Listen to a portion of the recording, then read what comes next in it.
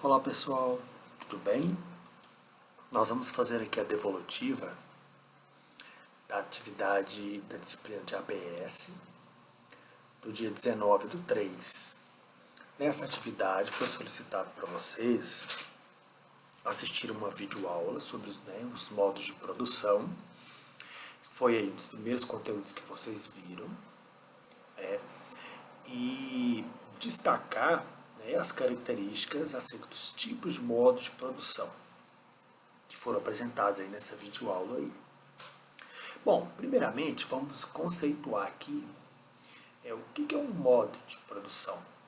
O modo de produção é um conceito que procura entender como é o sistema de produção econômica de cada sociedade. Então, ao longo da história, da evolução humana, em todos os tempos nós tivemos vários tipos de modos de produção. Ou seja, em cada sociedade, em cada tempo histórico, nós tivemos uma maneira pelo qual o homem trabalhou, o homem utilizou de sistemas econômicos para a sua sobrevivência, para a sua produção. Então, por isso que se fala modos de produção. Então, nós temos ao todo aí cerca de 5 modos de produção ao longo da história. Alguns historiadores falam que até mais, temos outros modos de produção. Mas nós vamos aqui então nos deter a esses 5 modos de produção, os quais a gente pode ver aí nessa aula, certo? Bom, o modo de produção asiático. Por que nome modo de produção asiático? Asiático porque nós temos historicamente, comprovados através de escavações arqueológicas, documentações históricas, estudos de caso, que as primeiras civilizações, elas vão surgir exatamente na Ásia, contexto aí de 5.000 anos, 4, 5.000 anos até 3.000 anos antes de Cristo. Então aí a China, a Índia, os mesopotâmios. Então essas primeiras civilizações, elas como o seu modo de produção é caracterizado como um modo de produção onde é utilizada a servidão coletiva. Então, o que era essa servidão coletiva? Então, a terra ela era considerada do Estado. Apesar do no contexto eles não terem um conceito de Estado, mas a gente pode entender esse Estado como a política, a nação deles. Então, as terras ela não eram propriedade privada de ninguém. Então, as terras ela era do Estado, ela era gerida pelo rei, ou esse rei, na maioria desses povos, principalmente como na Mesopotâmia, eram entidades vistas como divinas, e eram totalmente respeitadas. Então, o povo tinha por obrigatoriedade trabalhar para esse Estado. Então, por isso que a gente fala modo de produção servil coletivo, servidão coletiva. Então, nessas terras do Estado, as pessoas trabalhavam, a base econômica, principalmente que vai ser a agricultura e a pecuária, principalmente a agricultura. Então, toda essa produção ela era controlada pelo Estado, ela era armazenada, ela era distribuída para a população. Então, não havia aí a propriedade privada exclusiva de alguém. As terras pertenciam ao Estado, a esse rei, às divindades. Então, esse povo acabava que se submetia a essa servidão coletiva porque eles acreditavam que os deuses queriam dessa maneira. Então, o modo de produção asiático, em função das primeiras civilizações que surgiram na Ásia, utilizarem essa prática da servidão coletiva. Então, isso foi comum na Mesopotâmia, né, nos assírios, nos caldeus lá, né, nos persas, né. Isso foi comum na Índia, isso foi comum na China. Então, essa servidão coletiva, ela tinha como base econômica a produção da agricultura, de grãos, de cereais, né, a pecuária também, utilizando a mão de obra da população de maneira coletiva para sustentar a sua economia. Certo? Agora, importante destacar aqui também que todas essas civilizações elas tinham uma dependência muito grande de rios. Então, essa produção ela também é chamada de produção hidráulica. Por quê? Tanto na Mesopotâmia, né, os rios lá, Tigres e Eufrates, na China o Rio Amarelo, na Índia o Rio Indo. Então, em volta desses rios, essas populações, né, aprenderam a canalizar a água, a lidar com as cheias dos rios, né, e também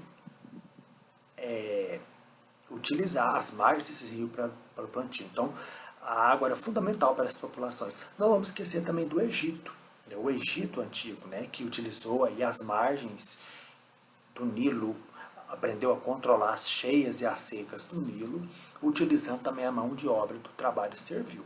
Então havia grande influência na religião aí, da religião, sobre essas populações, porque era entendido que essa forma de trabalho, essa forma de vida, né, essa sociedade estamental, era um desejo dos deuses.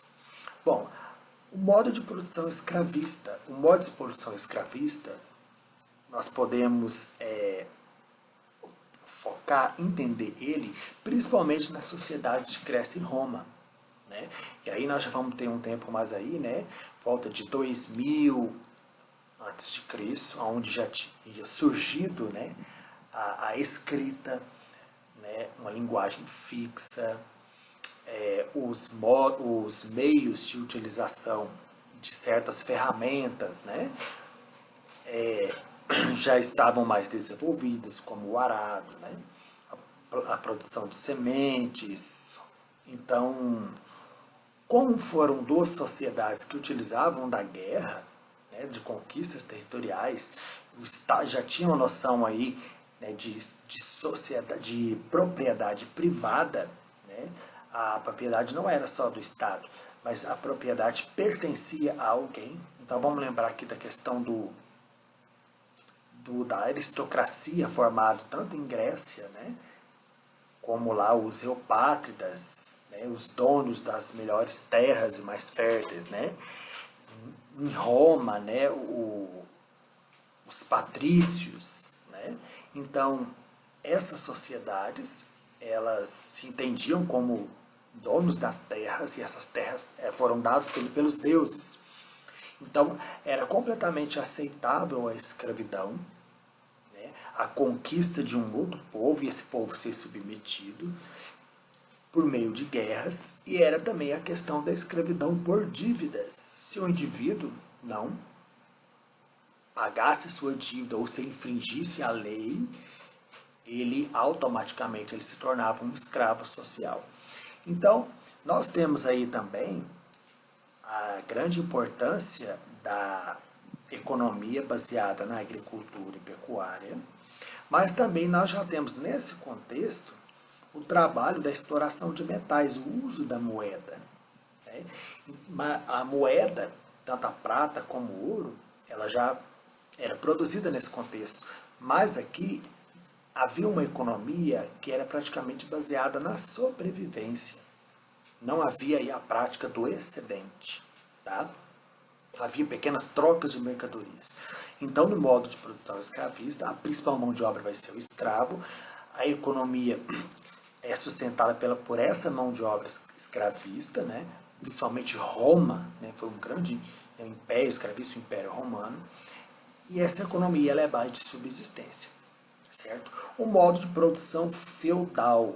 Então, quando a gente fala em sistema feudal, a gente lembra a Idade Média, que começa, né, a partir do século V a.C., ou desculpa, depois de Cristo, vai até o século XV. Então nós tivemos 1000 anos aí de história medieval. O que nós vamos ter aqui no feudalismo? Primeiramente, uma mudança política muito importante.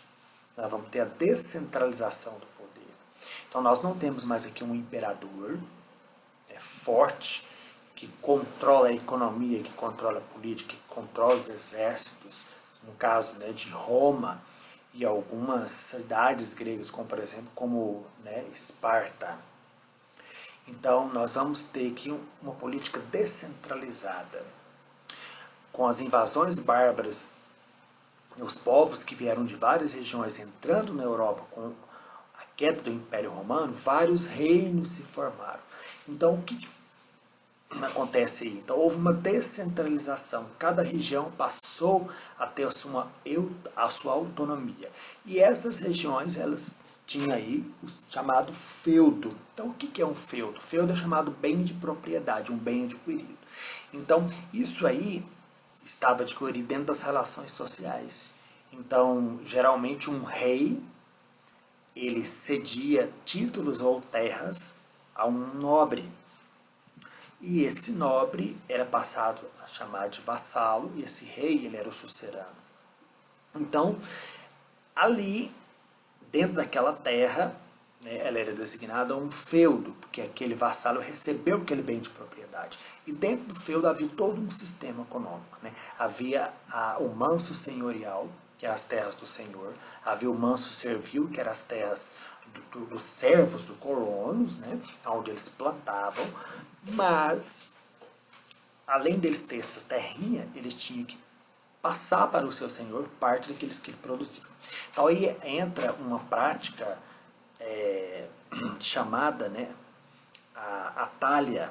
A talha significava um tipo de obrigação feudal aonde o servo tinha que passar parte da sua produção para o seu senhor na terra que ele produzia. Tinha também a corvéia.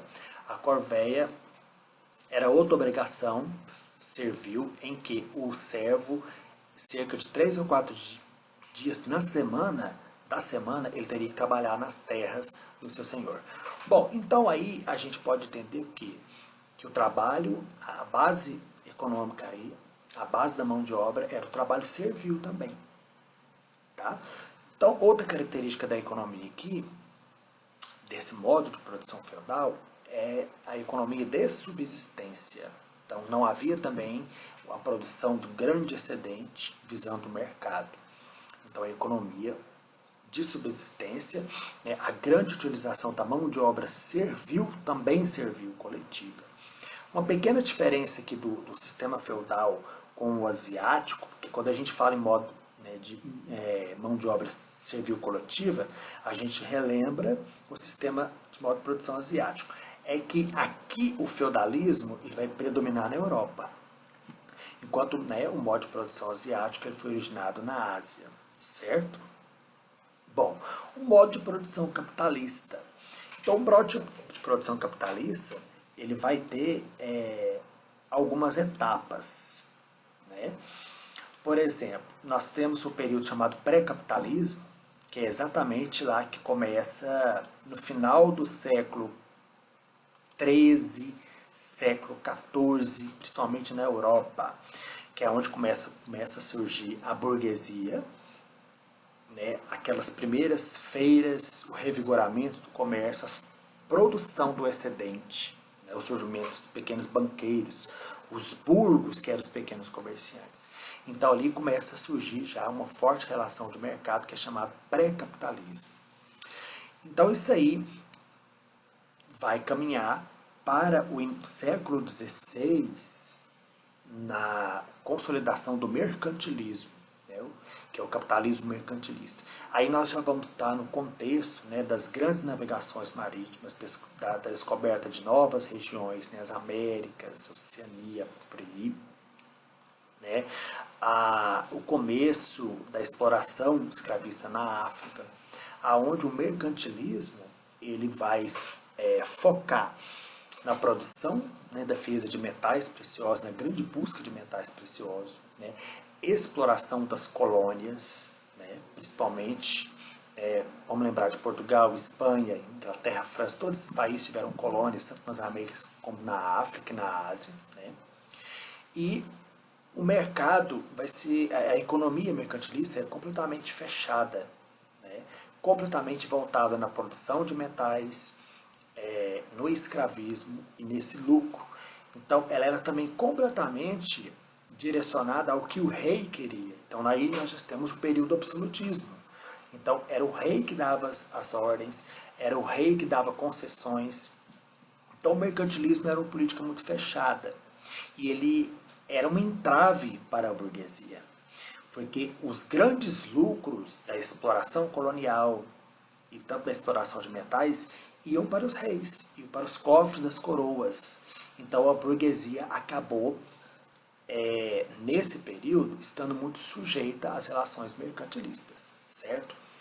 Bom, lá no final do século XVIII nós já vamos ter as primeiras ideias do mercado liberal, as primeiras teorias sobre o liberalismo econômico, que vai surgir exatamente no contexto do iluminismo. Então nós podemos falar aqui que o capitalismo ele começa a se abrir, né, e a se consolidar, porque o absolutismo vai deixar de ser uma prática política. Né, os países vão começar historicamente a adquirir suas conquistas, suas independências coloniais, como os Estados Unidos vai ser o primeiro em 1779, né? Depois nós vamos ter a Revolução Francesa, que vai por fim no Estado absolutista na França. Antes mesmo a Inglaterra, né, na Revolução Gloriosa, ela vai implementar o parlamentarismo. Então, nós vamos ter nesse início aí teorias voltadas para o mercado liberal, aonde vai dizer que o Estado não deve interferir na economia, que a economia ela tem que ser livre. Então, isso é o que sustenta a ideia do capitalismo. O livre mercado, o livre acesso ao lucro. Né? Nós vamos ter aqui, então, principalmente a teoria da lei da oferta e da procura, pregada por esses economistas. O que consiste a lei da oferta e da procura? Né? Se a procura por um determinado produto está muito no mercado, significa que está tendo muito lucro. Né? Agora, se a oferta está demais, né, não está tendo muitas vendas, muita produção, significa então que o mercado, a produção deu uma baixa. Então, os economistas defendem que tem que existir um equilíbrio. Então, essa lei da oferta e da procura ela é fundamental e o Estado não deve interferir nessa questão. E depois, a partir, né, nós vamos ter a questão da industrialização, né, o capitalismo industrial. A Revolução Industrial ela vai ser a grande motora disso. Né? Nós vamos deixar de ter aquela etapa da manufatura, né? Vamos ter o surgimento de várias máquinas, e aí nós vamos ter o mundo do trabalho sendo implementado, o trabalhador, nós vamos ter a alienação do trabalhador, né? O trabalhador sendo explorado de 12, 18 horas de serviço, mulheres, né, idosos, crianças trabalhavam. Então, há toda uma consolidação e implementação do sistema industrial. E quanto mais indústria os países começassem a ter, mais rico ele ficava. Então a Inglaterra ela vai liderar essa produção de máquinas, depois os Estados Unidos, e eles vão desenvolver um verdadeiro imperialismo sobre os países, né, latino-americanos, né, e também no contexto da Primeira e Segunda Guerra Mundial. Esses países vão fornecer vários capitais a outros países que foram prejudicados na guerra, principalmente os Estados Unidos. Então, a industrialização ela vai implementar fortemente o capitalismo, principalmente o capitalismo do lucro, né? Que quem vai estar à frente, né? Os grandes banqueiros, os grandes industriais, né? Os antigos burgueses da fase final da Idade Média agora vão ser, né, os grandes industriais, grandes banqueiros, que vão monopolizar o capital, que vão monopolizar o lucro. Então, nós vamos ter aí, então, o fortalecimento do capitalismo, certo? E a economia de mercado que nesse contexto, então, vai obedecer totalmente a esse equilíbrio da lei da oferta e de procura, certo? E por último, nós vamos ter então, né, a questão do socialismo, né, o modo de produção socialista. E aqui nós vamos fazer memória, né, a Karl Marx, que foi, e Friedrich Engels, né, que foram os teóricos do socialismo. O socialismo é uma doutrina política e econômica que vai surgir criticando o capitalismo. Então, enquanto o capitalismo pregava a propriedade privada, o lucro, a lei da oferta e da procura, o mercado tem que estar equilibrado, o Estado não deve interferir no mercado, né? O capitalismo, ele promove uma alienação total do trabalhador. Agora, o socialismo, ele vai surgir totalmente ao contrário, né? O socialismo, ele vai pregar o fim da propriedade privada, que todos têm direito à terra, a reforma agrária.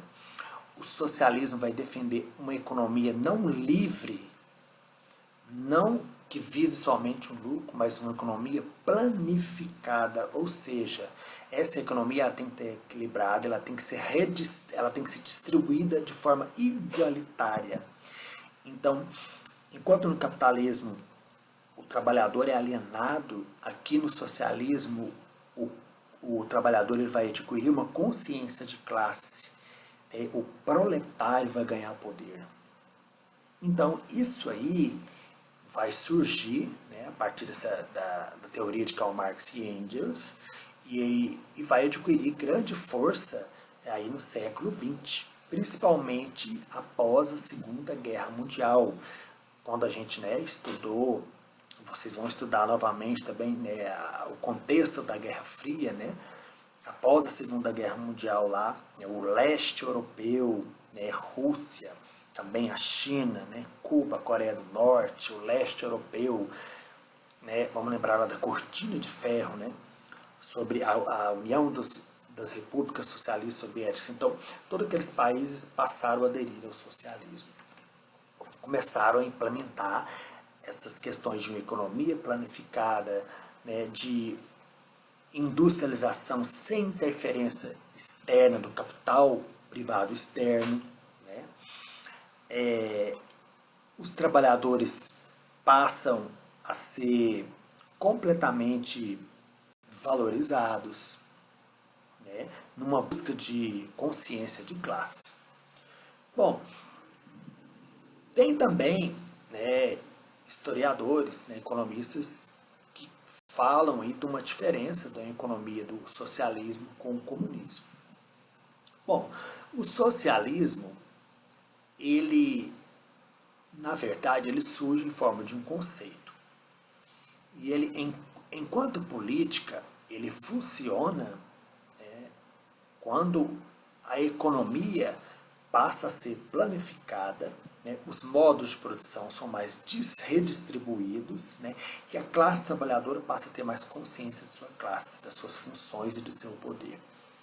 Então, o socialismo ele passa a ser uma etapa para a implantação do comunismo. Então, digamos que o socialismo é o primeiro passo para a implantação do comunismo. Então, o comunismo seria o auge do socialismo totalmente, né, implantado.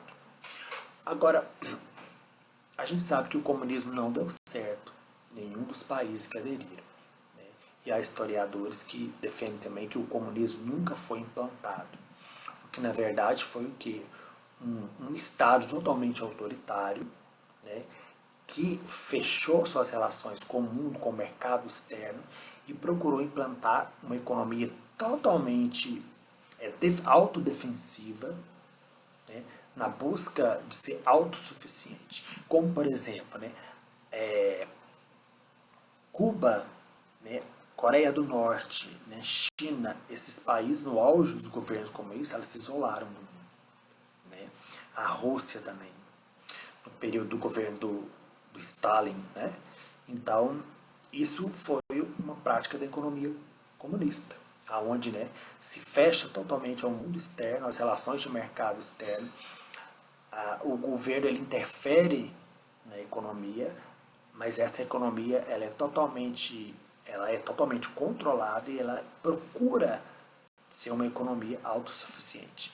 Então, a economia comunista, a gente pode falar que foi uma economia utópica, porque na verdade não deu certo. Os países que aderiram ao comunismo, aos poucos eles foram se abrindo, muitos se desmembraram, como a antiga União Soviética se desmembrou, a Alemanha, que estava dividida entre oriental e ocidental, se desmembrou, o Muro de Berlim, né? Cuba, depois do fim do governo de Fidel Castro, a sua morte, ela se abriu totalmente ao capitalismo. A Coreia ainda vem resistindo, mas está dando muito espaço. E o leste europeu, todos os países aderiram ao capitalismo, mas com práticas socialistas. Então, é importante entender que quando se fala de economia comunista, a gente deve entender que foi uma tentativa da implantação do socialismo de uma maneira mais autoritária. Ok? Bom, pessoal, então era isso. A devolutiva dessa atividade aqui do dia 19 sobre o vídeo. Então, espero que tenha ajudado aí vocês, né? Que é uma maneira aí da gente fazer uma correção mais participativa, com mais proximidade de vocês. E aquilo que vocês não puderam pegar lá no vídeo, podem aí estar acrescentando com os meus apontamentos aqui, ok? Então é isso aí. Olá pessoal, nós vamos fazer agora a devolutiva da atividade do dia 27, que foi sobre o texto do neoliberalismo, e foi solicitado para vocês, foi pedido que vocês fizessem aí alguns apontamentos no caderno, conceito, origens, ideias, características e consequências da política neoliberal. Bom, primeiramente, então vamos definir o conceito de neoliberalismo. O neoliberalismo, ele é nada mais nada menos do que uma prática política econômica, que foi desenvolvida e foi aplicada no contexto após a Segunda Guerra Mundial. E esse neoliberalismo, ele vai procurar aderir a uma economia de mercado livre. Os países, o governo, ele tem o direito de controlar a economia estatal, de interferir na economia estatal, mas de uma maneira mais limitada. Então, o principal objetivo aqui, no caso do governo, perante a economia, é procurar manter um equilíbrio. O equilíbrio dos preços, o equilíbrio financeiro, controlar a inflação, controlar a questão monetária, alfandegária. Então, esse governo não estaria interferindo totalmente no mercado e deixando ele correr na sua livre concorrência, certo? Bom, por que foi chamado neoliberalismo? Então vamos voltar aqui àquela questão do modo de produção capitalista. O capitalismo no seu auge, e vai a partir do século XVII, principalmente quando há o fim aí, do absolutismo, do mercantilismo, alguns teóricos, alguns economistas, eles vão defender a questão do liberalismo econômico. Principalmente no período do iluminismo, do século XVIII, vai ser o grande momento em que alguns economistas, como Adam Smith, que foi um inglês, que vai teorizar que a economia ela tem que ser livre, que o Estado não tem que interferir na economia. Então, essa teoria do liberalismo econômico, ela prevaleceu. E ela que sustentou o capitalismo industrial, ela que sustentou todas essas questões econômicas de disputa de mercado, de lucro e tal. Então, só que esse liberalismo econômico, né, essa prática de mercado livre, de obtenção de lucro, o Estado não interferir nas questões econômicas, ela vai começar a dar os seus sinais de crise após aí a Primeira Guerra Mundial. Ou seja, se o Estado não deixou de interferir, o Estado não procurou interferir, né, o Estado procurou deixar as rédeas na economia livre, né, a livre especulação de lucro, de mercado, de finanças. Então nós vamos ter um acontecimento mundial, né, que vai representar que essa questão do Estado deixar, né, a economia livre, apenas baseada no lucro, na livre especulação, não vai dar certo. E esse fato foi a queda da Bolsa de Nova York, né, em 1929. A queda da Bolsa de Nova York, ela representa exatamente aquilo que a gente está explicando aqui para vocês. Ela representou uma queda dessa doutrina do liberalismo econômico. Ela aconteceu exatamente pelo excesso das especulações financeiras, pelo grande acúmulo de capital na Bolsa, né? Esse interesse do acúmulo de capital foi aumentando cada vez mais, as especulações foram crescendo cada vez mais, os preços foram ficando exorbitantes, a inflação foi crescendo, até que chegou um momento que a Bolsa decretou falência, não tinha mais para quem vender, não tinha mais quem, né, oferecesse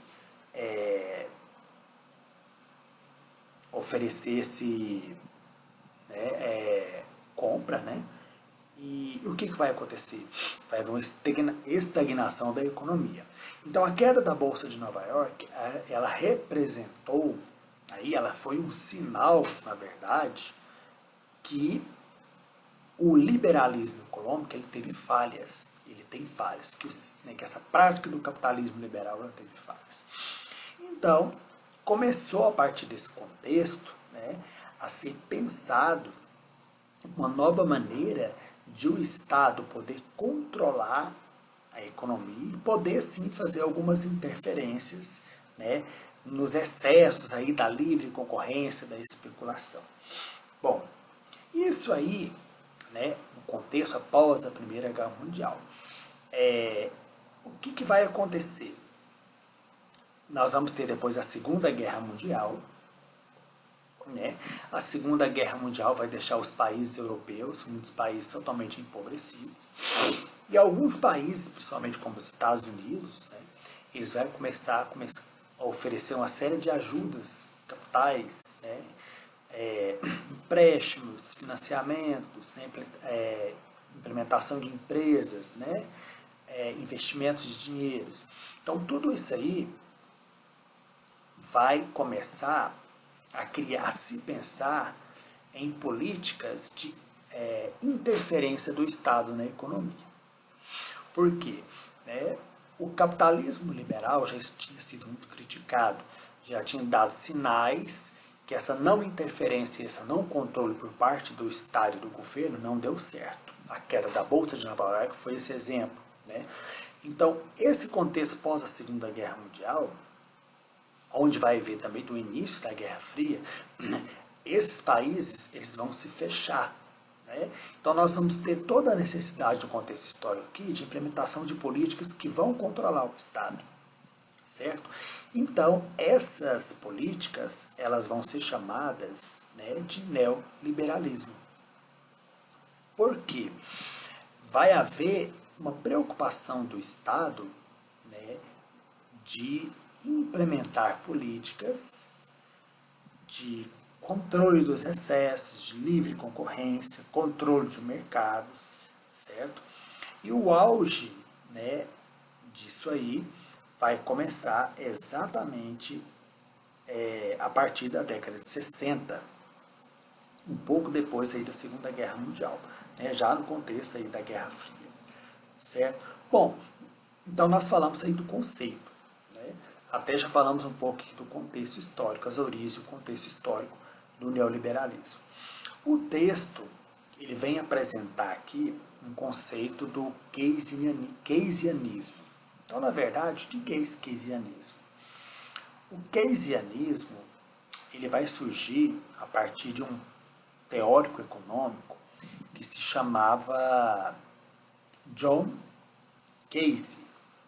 Então, o John Keynes ele vai apresentar a seguinte ideia, que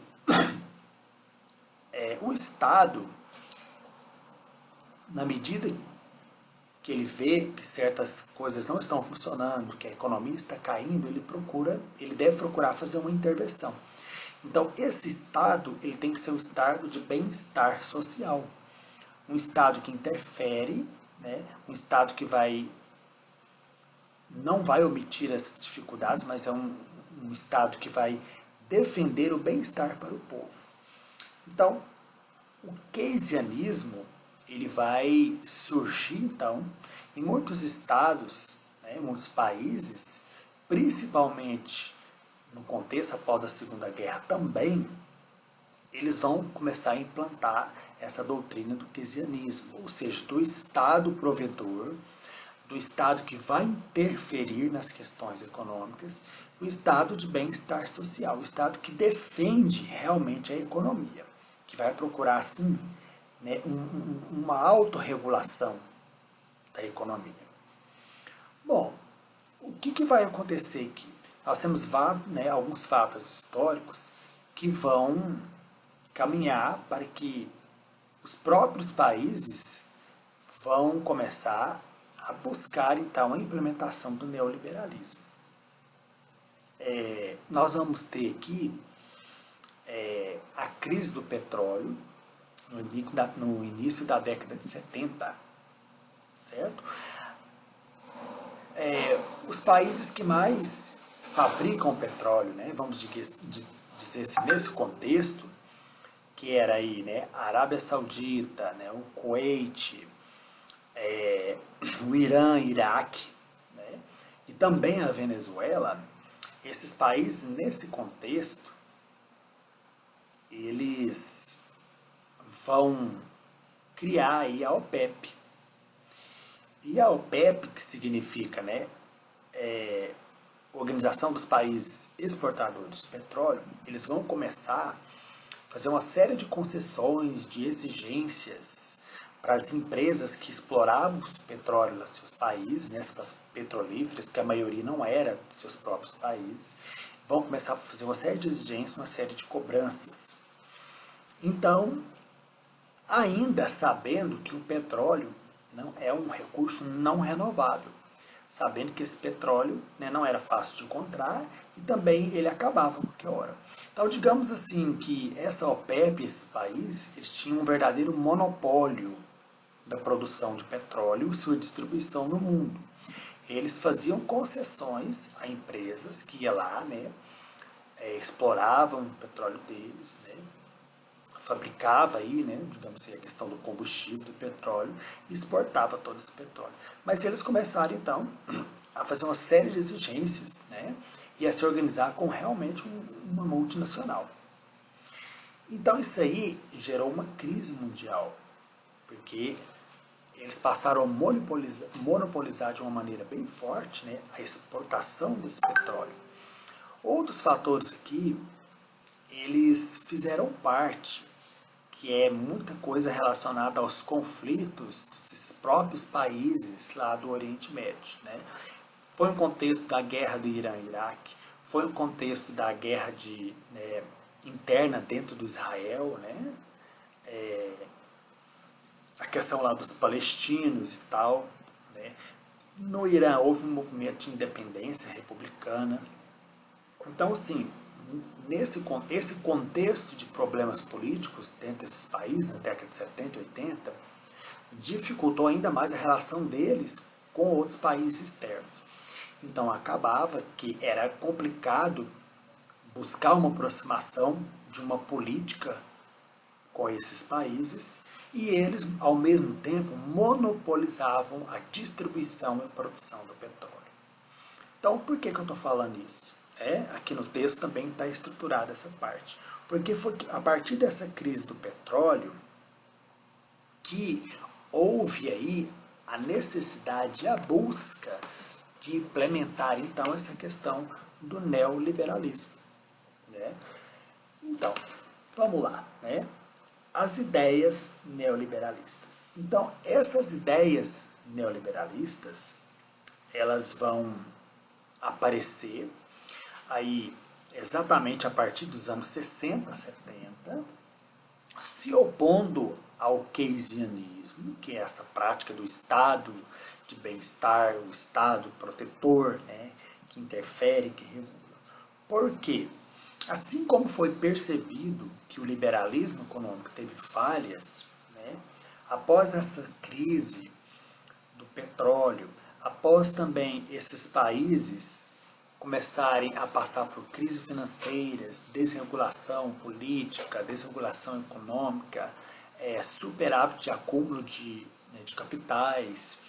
Então, sim, esses países vão perceber também que o keynesianismo também não era a solução.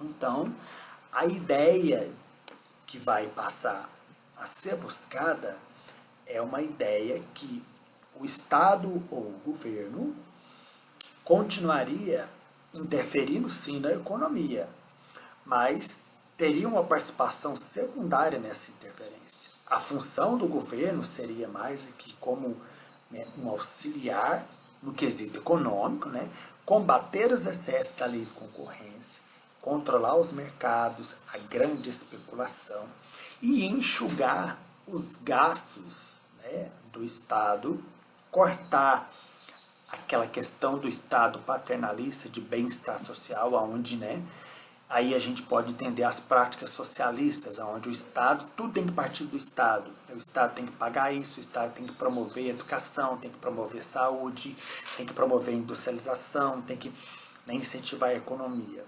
Então, isso aí passou a ser entendido que o Estado não era mais o total responsável por isso, mas que o Estado iria apenas procurar controlar de uma maneira secundária a economia, mas iria sim deixar essa questão da livre iniciativa da economia. Então, por isso, nós temos esse nome neoliberalismo. Então, essas ideias neoliberais, elas vão surgir exatamente aí no contexto dos anos 60 e 70, certo? E elas vão direcionar, então, uma política de controle econômico. Então, a maneira mais fácil da gente entender o que é uma ideia neoliberal é a gente procurar entender que é uma prática política de controle econômico, certo? E dentro desse controle econômico, é claro que vai atingir outras questões, como, por exemplo, a questão das privatizações, como a questão também social, da educação, saúde e tal. Mas a principal preocupação neoliberal é controlar a questão da economia anti-inflacionária, o mercado cambial, por aí. Bom, então a gente falou o que é o conceito de liberalismo, falamos sobre as origens e o contexto, as ideias neoliberais que vão surgir aí, depois opostas ao keynesianismo. Bom, e agora a gente vai falar então das principais características e consequências da política neoliberal.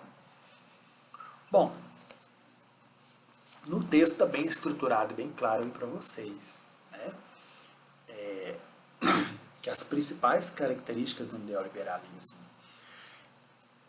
Uma observação aqui interessante é a gente entender que nesse contexto do neoliberalismo, após os anos 70 e 80, ele vai se estruturar mesmo na década de 80 e 90. É exatamente o mesmo período que saiu esse contexto de globalização. A prática da globalização, ela é uma melhor maneira de expressar a política neoliberal. Por quê? Na globalização, não há limites de mercados, mas ao mesmo tempo existe uma certa restrição, uma certa liberdade de autodefesa dos países, né, da sua cultura, da sua economia e tal. Então, nesse sentido, a globalização ela colabora para as relações de mercados mundiais, certo? Mas ao mesmo tempo ela dá liberdade para o surgimento de mercados bem específicos individuais, como por exemplo, a gente pode dar como exemplo, né, o Mercosul, no qual os países da América Latina, né, e outros blocos econômicos que existem, né, podemos citar outros aí, né,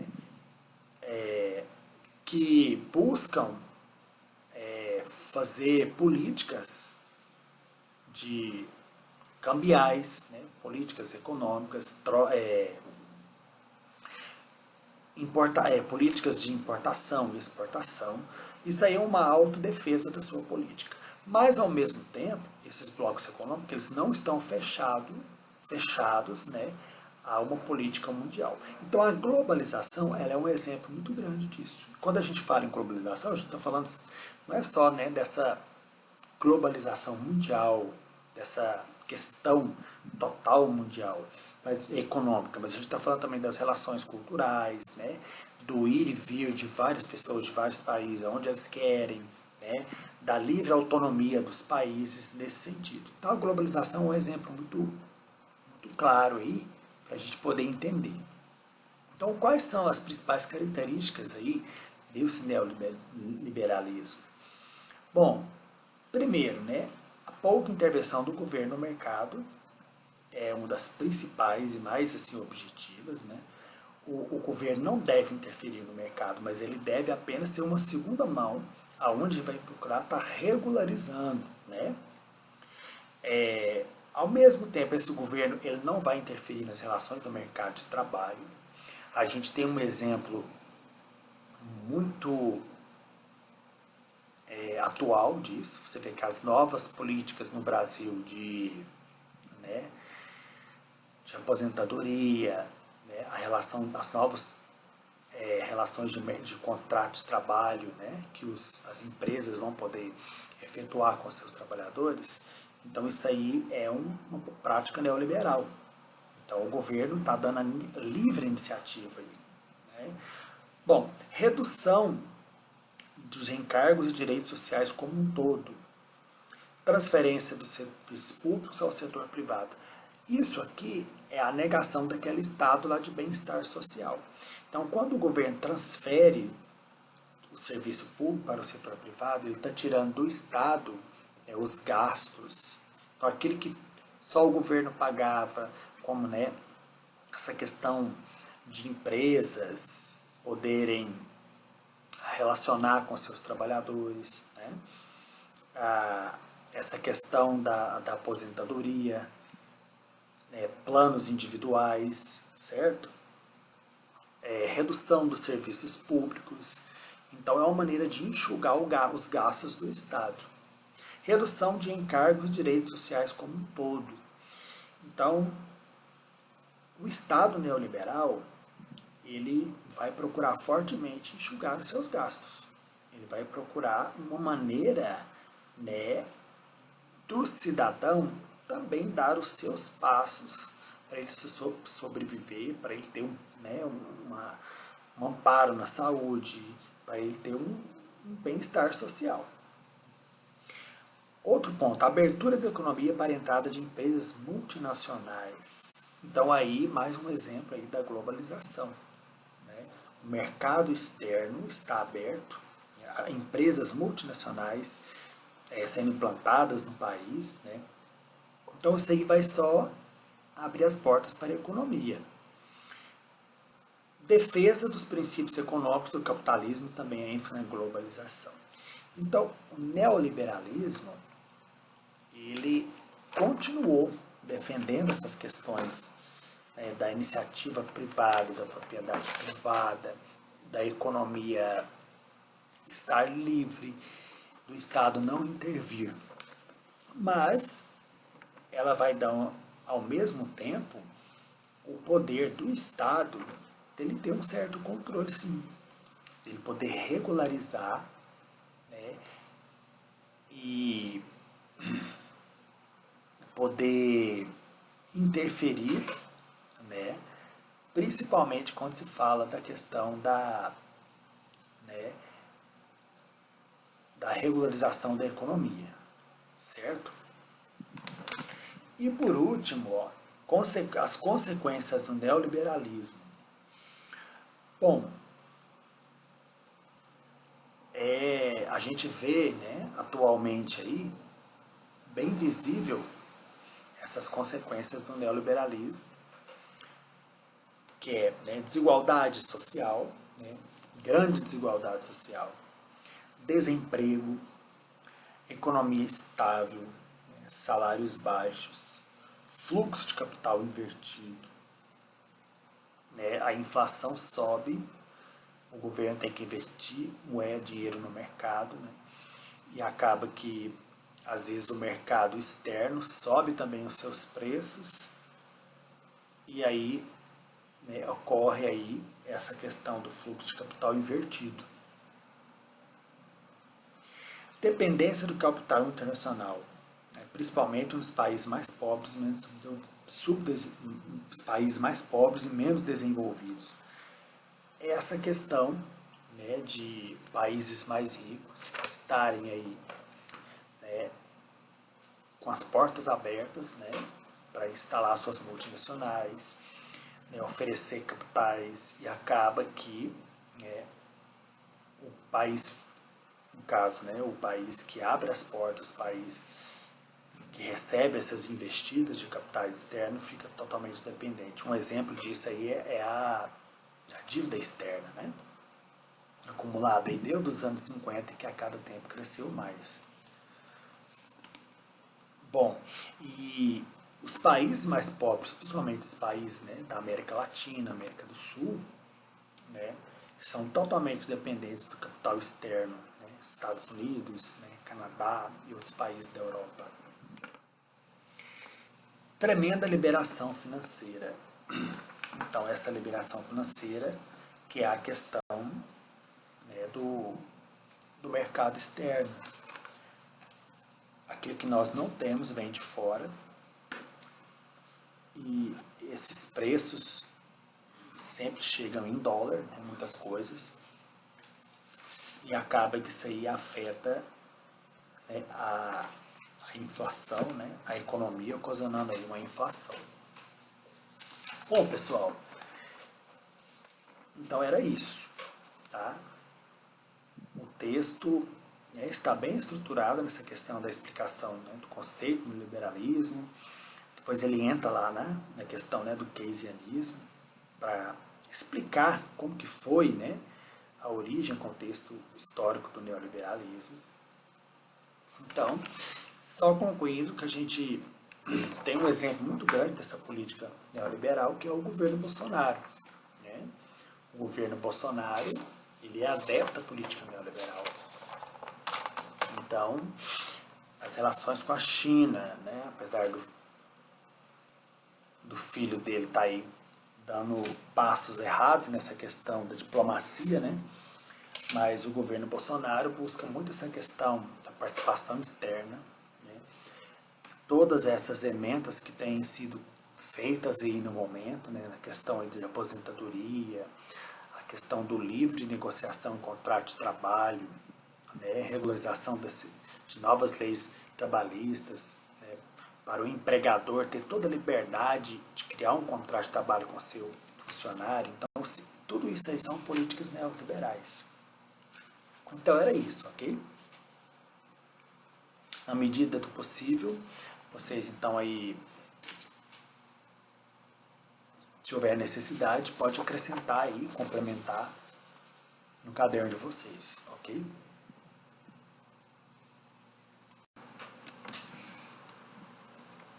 Olá, pessoal, dando continuidade aqui, vamos fazer o evolutivo da atividade do dia 3 do 4, né?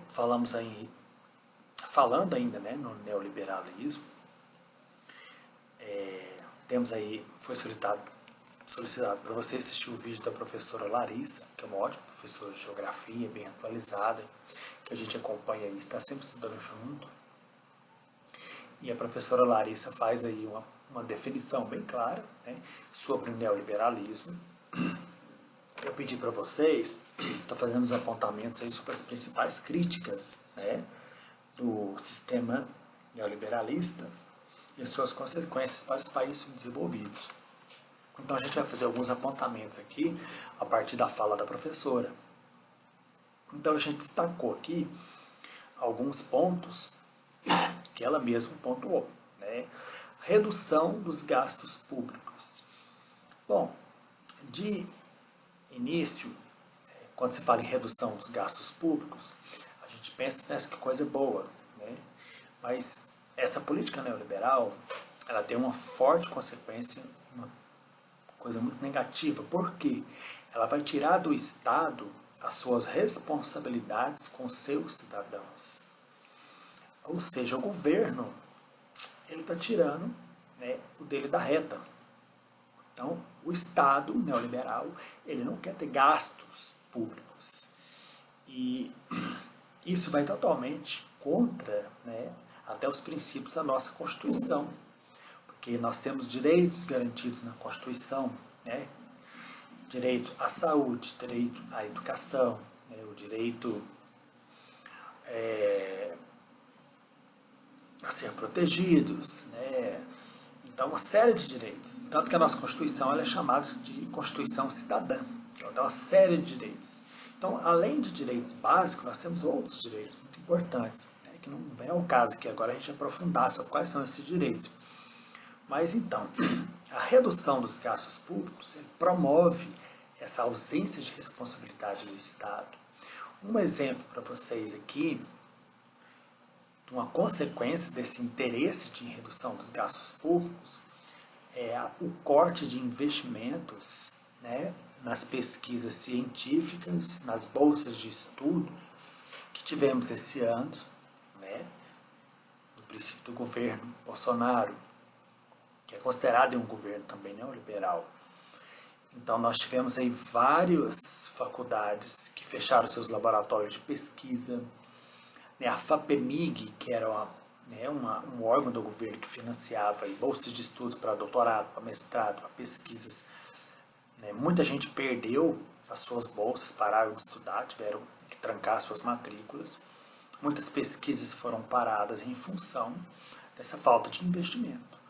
Então, esse corte no gasto público, ele traz muitas consequências, né, e consequências muito ruins. A abertura à economia, um lado é bom, a abertura à economia, o fluxo de importação e exportações, certo. Mas há uma grande consequência também quando se privilegia essa abertura econômica. Porque, na verdade, está concedendo maiores direitos aos países mais desenvolvidos, que são aqueles países fornecedores de capitais, investidores de capitais, aquelas grandes empresas multinacionais, né, que acabam sempre implantando as suas filiais, né, empresas que estão sempre investindo aqui no Brasil, empréstimos feitos por esses países. Então, esses países eles passam a ter uma série de direitos, uma série de concessões.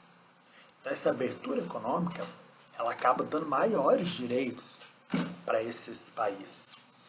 Privatizações, que na verdade é a venda, né, total ou parcial de empresas nacionais, né, ou passar aí, né, no caso, parte, né, dessa parcial dessa empresa a outras empresas que não são nacionais. Isso aí é simplesmente retirar aquilo que muitos governos atrás, lá como Getúlio Vargas, né, Juscelino Kubitschek, conseguiram durante, né, por exemplo, a Petrobras, né, por exemplo, a Vale do Rio Doce, né, a Companhia Siderúrgica Nacional.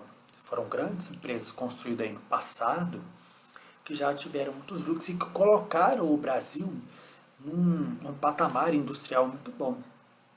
Então, quando se vende de forma total ou parcial essas empresas, está passando aí todo esse lucro dessa empresa para outros.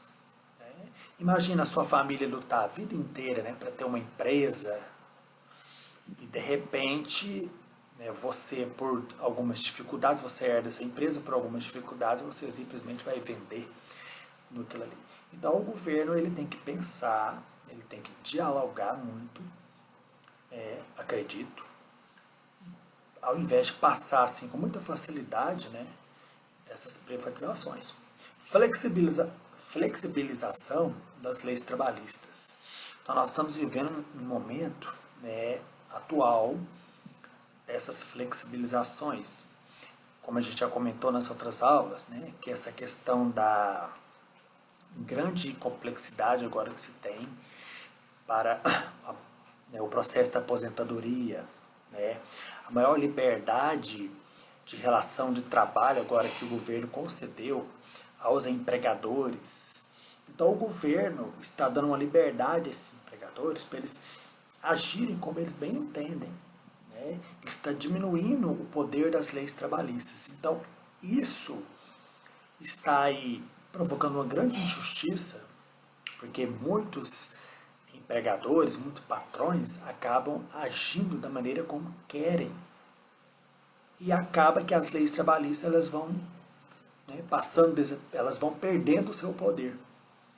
Certo? Então, flexibilizar uma lei trabalhista é deixar ela maleável, é deixar ela interpretativa.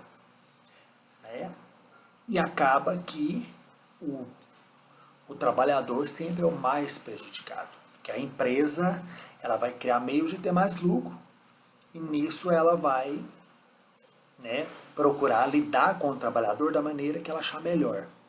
Isso é uma flexibilização das leis trabalhistas. Ela dá mais liberdade ao empregador. Né? Bom, então esses são os pontos críticos, né, que a professora Larissa pontuou. Enfim, o neoliberalismo, então, ele promove uma política, né, de muito respaldo no interesse das classes dominantes e das elites. Essa é aí uma fala minha.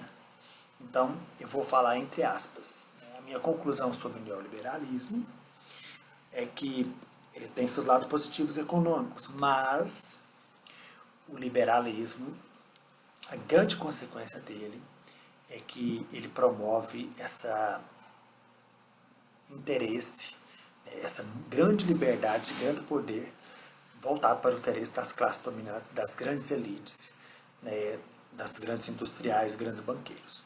Então, ponto. A questão número 2,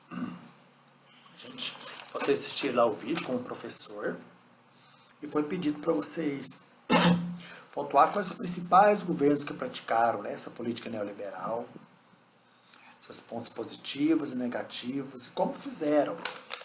Então nós vamos pontuar aqui 3, né, importantes, vamos falar assim, expoentes da política neoliberal no Brasil, que vai começar na década de 90, né? Na década de 90 foi o auge dessa política neoliberal no Brasil. Então nós temos de 1990 a 92 o governo Fernando Collor de Mello. Né? O Fernando Collor de Mello ele vai iniciar a sua política com grandes promessas de fim da inflação. Como vocês viram, né, uma inflação herdada desde já dos anos 50, onde o Brasil abriu aí, né, muito ao capital externo, presença de multinacionais, né. Então toda essa preocupação com a industrialização, com a urbanização, com a infraestrutura, acarretou dívidas externas, os governos recorreram ao Fundo Monetário Internacional, que provocou mais dívidas e tal. Então iniciamos o ano 90 com inflação muito alta. Olha só, a inflação no governo Collor, ela inicia com uma inflação com mais de 1.800%. Exatamente. Então o que o governo vai fazer? Ele vai criar uma nova moeda, que é o Cruzeiro Novo. A moeda atual, então, era o cruzado, né? O governo anterior, Sarney. Ele vai iniciar esse cruzeiro no início dando uma certa estabilizada. Depois o grande plano vai ser o Plano Brasil Novo, que inventou muitas críticas, porque na verdade era uma política de adequação de ativos financeiros. O que é ativos financeiros? É uma grande renda financeira que o governo acabou se apropriando. Então, o que era comum naquela época? Muita gente vivia do dinheiro, dos juros do dinheiro que era aplicado na poupança. Então, naquela época dos anos 90, até 1990, 91, né, pessoas que tinham aí 50 mil, 60, 70 mil na poupança, ela tinha um juro de mais de 100% ao mês.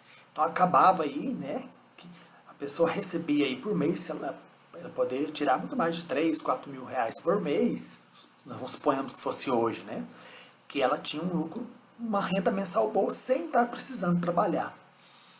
Então, isso era ativos financeiros. Então havia uma pequena parcela da população que vivia desses ativos financeiros, desses juros, né, da poupança. Então o que o governo fez? O governo decretou aí uma paralisação dessas retiradas e promoveu aí uma devolução desse dinheiro depois dentro de 18 meses.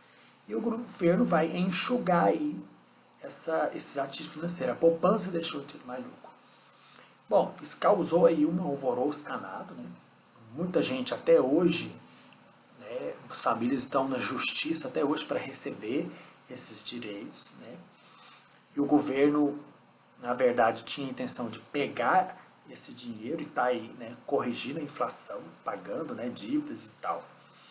Então esse Plano Brasil Novo, ele acabou sendo muito polêmico no governo do Collor de Mello e não deu certo. Como a própria moeda, né, o Cruzeiro, ele vai dar sinal aí de que não vai conseguir controlar a inflação. Outro grande ponto aí do governo Collor de Mello vai ser o início das privatizações. Olha só, no governo do Collor de Mello, né, foi criado o PND, que é o Plano Nacional de Desestatização. O que é desestatizar? É deixar de ser do Estado. Então, só no governo Collor de Mello, nós tivemos 18 empresas privatizadas. O plano visava, né, desestatizar mais de 60 empresas. Mas como não era uma coisa fácil, né, 18 empresas aí, dentre elas grandes empresas, como a gente já ouviu falar, a VASP, que era uma empresa aérea paulista, né, essa empresa ela foi vendida, né, a Uzi Minas, que era uma produtora e exploradora de aço, né, de fabricação aí de aço, tudo, essas empresas foram vendidas então para o estrangeiro. Bom, então, o Cruzeiro, moeda nova, o Plano Brasil Novo, né, confisco dos ativos financeiros, que era esse Plano Brasil Novo, né, a retirada dos ativos financeiros das pessoas, que depois não conseguiu devolver de todos e causou toda uma conturbação econômica, e o início das privatizações. O próximo governo aqui, nós vamos ver o Itamar Franco, que foi após o governo Collor de Mello. Lembrando que o Collor de Mello ele sofreu impeachment em 92. Né? Ele foi retirado, né, acusado de impeachment por questão envolvendo em corrupções e toda uma coisa assim. E o seu vice deu continuidade, em 92 a 94, Itamar Franco. O Itamar Franco vai fazer uma mudança interessante, que ele vai mudar a moeda, que é o Plano Real. O Plano Real teve o objetivo de equilibrar a moeda brasileira e a inflação, certo? Foi criada aí a âncora cambial, que foi uma política que procurou equiparar o real com o dólar. Então, durante algum tempo, né, o dólar e o real passaram a ter o mesmo peso. Isso foi bom, por um lado, né, mas os economistas e os grandes acionistas, né, empresários, que não, que isso aí prejudicou muito as importações, certo? Obrigando de outra maneira, né, as empresas brasileiras a produzir mais, importar mais, mas aí faltava, né, subsídios para produzir e importar mais, porque ninguém queria mais estar assim, né, negociando ou vendendo para o Brasil, porque estavam sempre vendendo em dólar, então acabava que não tinha mais aquele lucro que tinha antes. Então, essa âncora cambial vai procurar aí equilibrar. É igual realmente o sentido de uma âncora, né? Ela procura equilibrar. Uma série também de privatizações. Bom, então o governo Itamar Franco, né, se termina em 94. Em 1995 nós vamos ter o governo do Fernando Henrique Cardoso, que era um ministro da Economia. De início foi muito bem elogiado, porque ele era, né, um professor intelectual, né, da UNB. Ele vai ser reeleito de 2000 em 99 até 2002. Então ele vai ter um governo de 2 mandatos, de 1995 até 2002. Então, o Fernando Henrique ele vai também mudar a moeda, ela vai ser implementada o real, como ela é até hoje. O objetivo do real e sua proposta era equilibrar a economia e reduzir a inflação. De início, houve um controle, né, como os outros, mas ao final vai ser totalmente criticado, não vai conseguir aí abaixar essa inflação, não vai conseguir ter o respaldo econômico que estava querendo. E o Fernando Henrique também, assim, um lado positivo do real, ele conseguiu reter um pouco a inflação. Aquela inflação que tinha-se antes, né, no governo Collor de Mello, Itamar Franco, aquela inflação ela ficou mais equilibrada. Que antes a gente tinha uma inflação aí, né, de 2.000, 1.800, né, no governo, antes de Collor de Mello mesmo, na década de 80, a inflação chegou a 2.000%. Então, o real, criado no governo do FHC, o Fernando Henrique Cardoso, ele vai dar uma controlada na economia. O grande forte neoliberal dele foi privatizações de várias empresas, como, por exemplo, a Vale do Rio Doce, a Telebrás e a Companhia Siderúrgica Nacional. Bom, no seu segundo mandato, vai ser considerado o tiro no pé do Fernando Henrique Cardoso, porque após vários conselhos, né, de econômicos, de ministros, para ele não recorrer ao Fundo Monetário Internacional, que é um banco mundial, né, o Fernando Henrique vai, passa por cima de todo mundo e ele faz vários empréstimos e recorre ao FMI. E o FMI é muito exigente, vai cobrar uma série de juros, série de exigências, e acaba que o Brasil entra mais aí com dívida externa e tal. Então foi um tiro no pé no seu segundo mandato, tanto que, né, aquilo que ele fez de bom no primeiro mandato foi totalmente apagado por essa, digamos aí, burrada que ele fez, né, de recorrer ao FMI no segundo mandato. E aí houve uma série, né, de críticas sobre o Fernando Henrique, uma onda de desemprego, acaba que o real também não consegue ficar mais equilibrado em relação ao dólar. Nós vamos ter uma onda de desemprego e tal. Bom, concluindo, a gente pode perceber que todos esses governos, né, o Collor, Itamar e o Fernando Henrique, tiveram uma grande assim, preocupação em controlar a economia e a inflação, mas ao mesmo tempo, que isso significa o quê? Uma interferência por parte do governo. Mas, por outro lado, tiveram iniciativas totalmente, né, digamos assim, liberais mesmo. A criação, né, mudança de moedas, criação de planos, privatizações de empresas. Então, isso aí são medidas neoliberais. Então, né, Collor de Mello, Itamar Franco, FHC, Fernando Henrique Cardoso é conhecido como FHC, são os principais governos expoentes do neoliberalismo. O governo Bolsonaro começou com medidas neoliberais, como a gente já comentou com vocês aqui, né, e enfrenta muitas críticas. Não estou aqui falando mal do Bolsonaro, estou falando aqui como, né, um professor. E não está tendo um apoio assim, do Congresso, exatamente por procurar estar aí colocando muito a questão econômica, a questão, né, de medidas voltadas dentro do neoliberalismo. E pior, que por um lado mais autoritário. Bom, pessoal, é isso. Então a gente encerra aqui essa série da correção dessas atividades aqui, que foram, né, referentes ao neoliberalismo, ao modo de produção e o neoliberalismo no Brasil. Tá?